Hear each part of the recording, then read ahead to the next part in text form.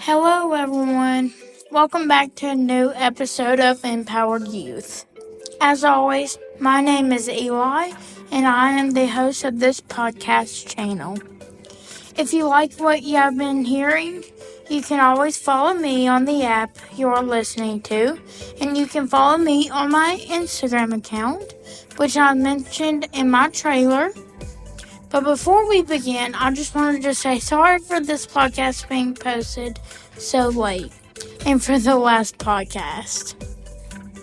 In the last podcast, I had so many things on my mind, and I was super tired, in which I kept repeating the same thing. But I know one thing for sure, is that if your body is dirty, then you need to clean it. Anyway, in this episode, I will be telling you some stories that have happened to me in the past. And also, thanks to my family who gave me some of these stories to talk about. Number one on my list of the stories to talk about is called The National Archives and a Little Lost Boy. But before we begin on this story, let me just clarify that this little lost boy is me. But anyways, we went on a trip with our family to D.C., Washington, D.C., and we had decided to go visit the National Archives. If you didn't know, that's what held the Declaration of Independence, which, if you didn't know, was signed on July 4th, 1776. It is held in that exact museum. But anyways, so we were with my family, with my aunt, cousin, grandma, and my grandpa. And it was all our whole family, not our whole family, but it was with our family. So we got to see it together and enjoy that experience together. But anyways, we had got into part of the National Archives Museum, and I was off in my own world, and I was looking at all this different stuff, and I was even talking to the officer there about his taser. So at that time, I was very interested in police work and tasers and handcuffs and stuff like that. But I was off in my own world talking to the police officer about his taser. But my parents, which I didn't know, my parents and my family had moved on. And they were like, Eli, we're leaving. Eli, we're leaving. They had told me a couple times that they were leaving that area of the museum. But I was, like I said, I was off in my own world talking to the police officer. And I didn't realize, but my family had left me. They thought they had me with them, but I did not see them.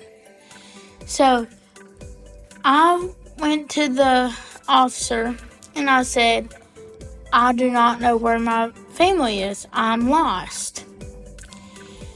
But meanwhile, all that is going down. They had got on the elevator already. But then my aunt realized, where is Eli at? And my mom had jumped 5 flights of stairs to get to me. And my aunt was trying to get to me as quick as she could. My whole family was trying to get to me. But anyways, I head to the elevator. And that's when the doors open. and my aunt is standing in the doorway trying to get out and find me, which we met up at the elevator. So I'm glad I'm not still at the National Archives in Washington, D.C., and that I am home. But anyways, while that was a crazy experience, so was this next story. This next story is called The Pool Floaty in the Ocean. So we have been to the beach several times with our friends. We are very close with them. But anyways, me and my friend, when we got to the beach house, we were exploring our beach house, trying to see what all was there. But then we go into the garage and we see an inflated pool floaty. It was like a life raft, but it was a floaty. I don't know if this floaty was meant for the pool or meant for professionals to use in the ocean. But anyways, it didn't matter because we wanted to decorate it and get it ready for the next day when we went to the beach. So we put blankets, waters, and chips into the boat.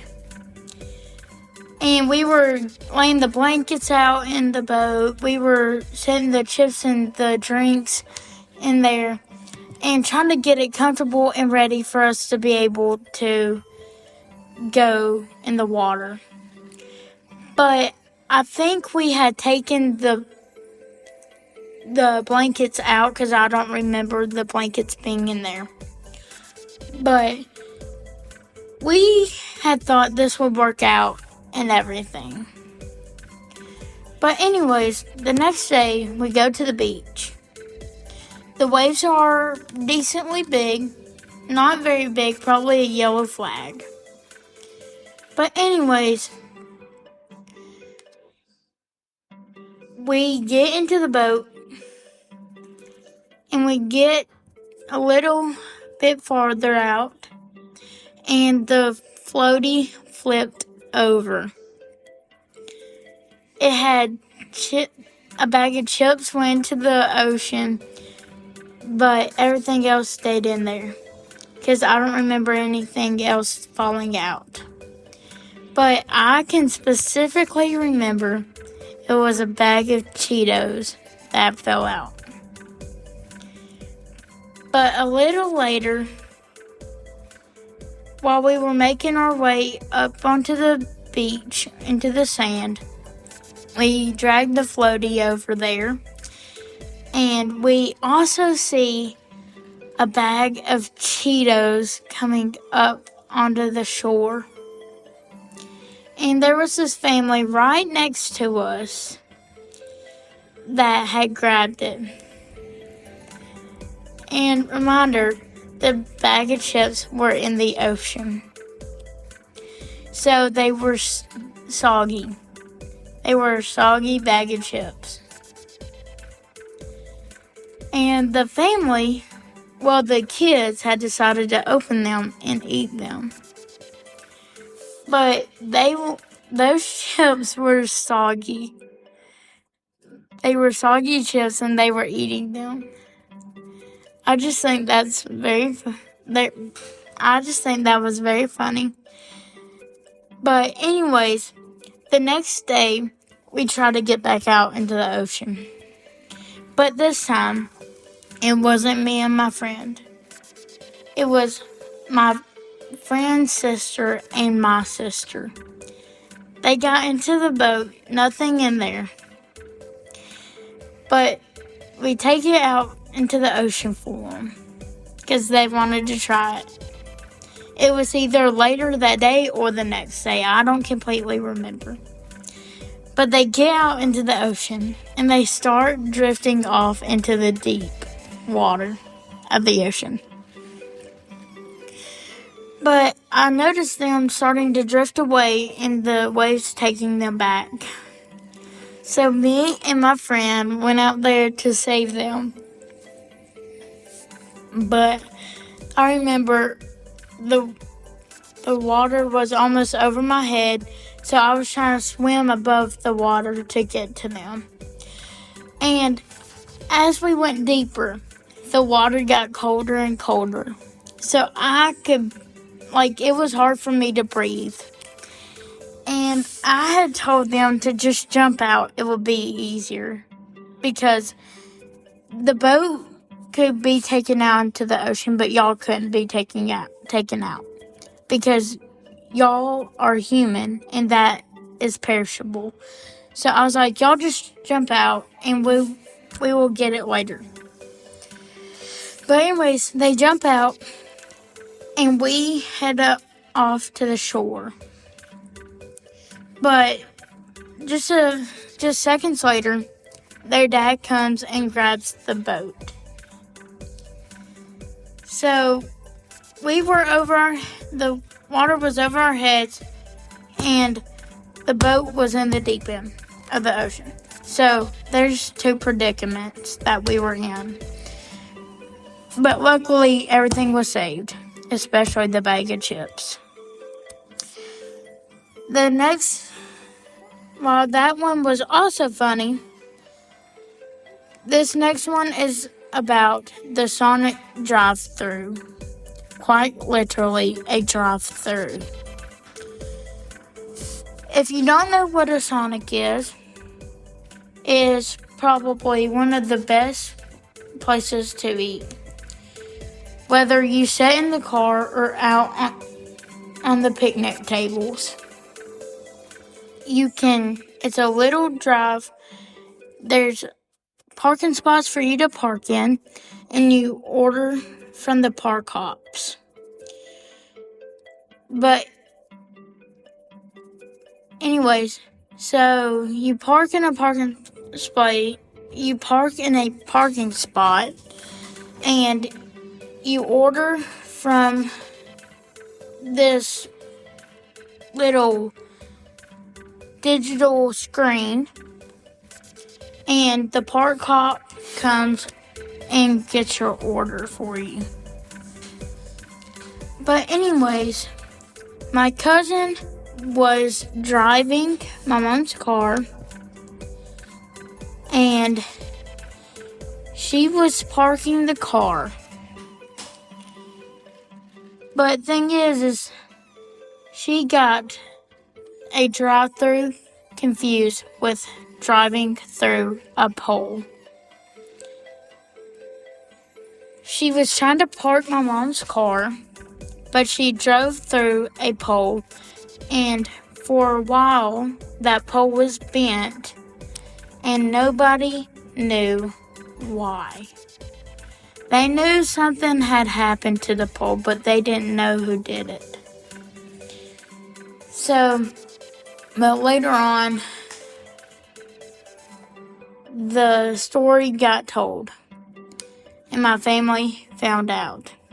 It was a little secret kept between my mutual family, and then spread throughout the rest of the family. But I doubt that any of the workers at Sonic knew about it. Anyways, on to the next few stories. This next one is called The Preacher's Gone Rogue, a multi-short story. The Preacher's Gone Rogue is a two-story short story where stories of a missionary's honest mistake can be a humorous reminder of our human imperfections. First out of the Preacher's Gone Rogue two-story short story is called The Wrong Word. A missionary in Mexico who had a decent grasp of Spanish was preaching a sermon. Wanting to emphasize God's intimate knowledge of us, he said, God knows the number of hairs on our head. The congregation erupted in laughter. he stopped and asked a bilingual teen what he'd said wrong.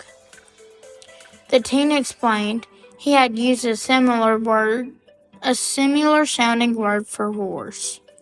The preacher had told the congregation, God knows how many horses are on our heads. That one's pretty funny, but I think this one is pretty funny. Finally, the second out of the Preachers Gone Rogue is called the No Parking Zone. A minister parked his car in a no parking zone in a large city. He left a note on the windshield that read, I have circled the block 10 times. Forgive us our trespasses. Which everything that comes out of this story is biblical. And these quotes that they say are from a story, or not a story, but a prayer that was prayed in the Bible. But anyways, the minister said, I have circled the block 10 times. Forgive us our trespasses. When he returned, he found a parking ticket and a note from the police officer that said, I have circled this block for 10 years. Lead us not into temptation. Which I think is pretty ironic, because forgive us our trespasses is asking for forgiving. You're asking for to be forgiven. But he forgave him, but not in the way he wanted. So the officer basically said, don't be tempted to park illegally, even though you can't find a parking space. But this is the last of the stories. Thank you for listening, and if you want to follow me, you can, which will allow you to get updated when I post more podcasts. And don't forget to look at my trailer to find out my Instagram account. It has been a pleasure telling these funny random stories, and I hope to see you here next time. Eli out. Peace.